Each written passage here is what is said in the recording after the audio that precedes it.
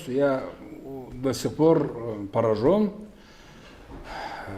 Из слов одного имама, большая семья, очень воспитанные, религиозные, но один старший брат, мой ровесник, он до сих пор, по-моему, не женатый, никак не женился.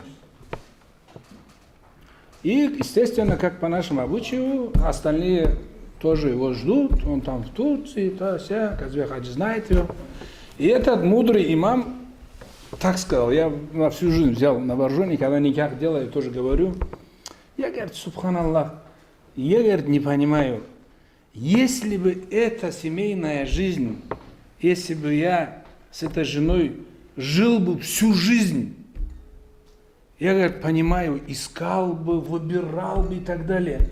Но мы, говорит, будем жить вот здесь столько. Какие, говорит, проблемы?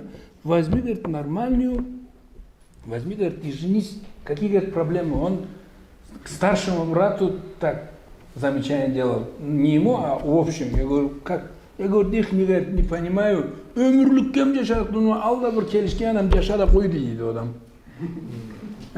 То есть не на века ждейді. Былайда половину спим, половину кушаем, 20 лет живем.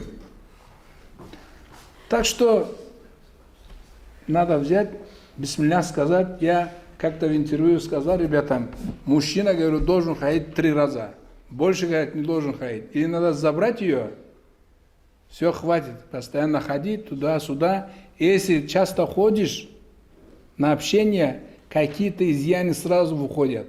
Или кто-то по зависти посмотрит. Мужчина должен ходить 3 раза. Раз посмотрел, себя показал, 3-й раз забрал. Все, и живешь дальше. Не надо ходить, еркші бола керекті. И шурда шу болдық, то zaman. Конце концов, да.